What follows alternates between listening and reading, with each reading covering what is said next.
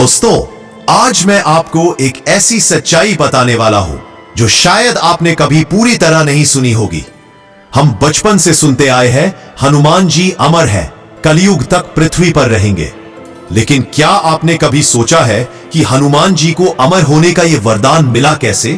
किसने दिया, कब दिया, किस घटना के बाद दिया और असली वजह क्या थी? आज की कहानी आपको चौंका देगी, आपकी भक्ति को और गहरा कर देगी और आपको यह समझ आ जाएगा कि हनुमान जी को सजीव देवता क्यों कहा जाता है। भाग 1, हनुमान का जन्म और उनकी भूली हुई शक्तियां। वाचक, कहानी शुरू होती है पवन पुत्र हनुमान के जन्म से। जन्म लेते ही वे इतने शक्तिशाली थे कि सूरज को फल समझकर निगलने निकल पड़े। देवता डर गए, इंद्र ने वज्र से प्रहार किया, हनुमान बेहोश हो गए और तब ब्रह्मा जी ने कहा, यह बालक बहुत महान होगा, पर इसकी शक्ति का उपयोग सही समय पर होना चाहिए। और तभी देवताओं ने मिलकर एक शाप दिया कि हनुमान अपनी शक्ति भूल जाएंगे जब तक कोई उन्हें याद न दिलाए। यही वह पल था जहां से हनुमान जी की असली लीला शुरू होती है। रामायण में वह पल जो पूरी दुनिया बदल देता है। समय बीता और वह दिन आया जब सुग्रीव की सभा में एक दिव्य पुरुष पहुंचे, भगवान श्री राम। हनुमान उन्हें देखते ही समझ गए, ये कोई साधारण मनुष्य नहीं, ये वही है जिनके कारण मेरा जन्म हुआ है। लेकिन राम भी यह समझ चुके थे कि वानरों में यह एक तेजस्वी आत्मा कोई असाधारण शक्ति का मालिक है। असली चमत्कार तो तब हुआ जब जामवंत ने हनुमान जी को उनकी भूली हुई शक्तियों की याद दिलाई।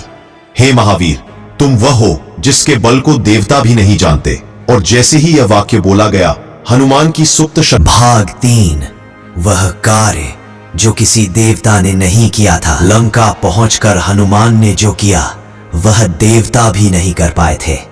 माता सीता का पता, राक्षसों की सेना को चेतावनी, पूरी लंका में आग, रावण के सिंहासन को हिला देना। देवताओं ने स्वर्ग से यह लीला देखी और कहा, यह सिर्फ वानर नहीं, यह तो अवतार के सेवक का स्वरूप है।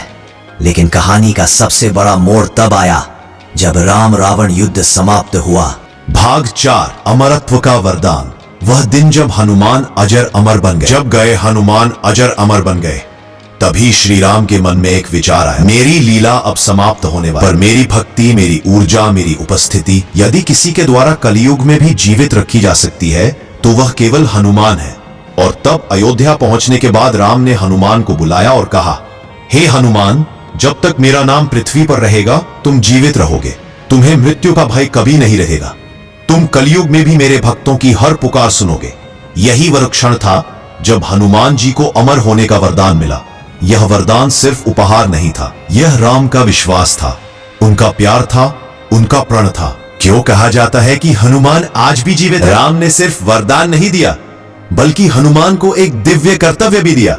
मेरे भक्त जहां भी मेरा नाम लेंगे तुम वहां उपस्थित रहोगे। इसीलिए कहा जाता है, और जहां रामायण का पाठ होता है, जहां सुंदर कांड गाया जाता है, जहां संकट मोचन कहा जाता है, वहां हनुमान जी अदृश्य रूप से जरूर उपस्थित होते हैं। कलयुग में वह एकमात्र देवता है जो शरीर समेत पृथ्वी पर विद्यमान है। संसार बदला है, समय बदला है, पर एक चीज नहीं बदली, हनुमान जी की कृपा। वह रहस्य जो कम लोग जानते। कई ग्रंथों में लिखा है, जब श्री राम ने धरती छोड़ने का निर्णय लिया तो हनुमान ने उनसे कहा, प्रभु मुझे भी साथ ले चलिए।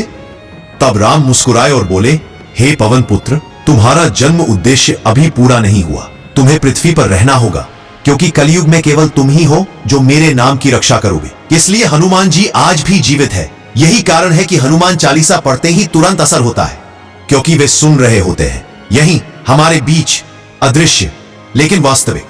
समापन, इमोशनल, प्रेरणादायक। वाचक, दोस्तों, यह कहानी सिर्फ एक चमत्कार नहीं है, बल्कि एक संदेश है। जब तक मन में भक्ति है, जब तक दिल में विश्वास है, हनुमान जी आपके साथ है। वे अमर है क्योंकि उनका प्रेम अमर है, उनकी भक्ति अमर है और उनका समर्पण हर युग में प्रकाश बनकर जीवित रहेगा। अगर आप भी हनुमान जी से प्रेम करते हैं तो कमेंट में लिखिए, जय श्री राम, जय बजरंग बली।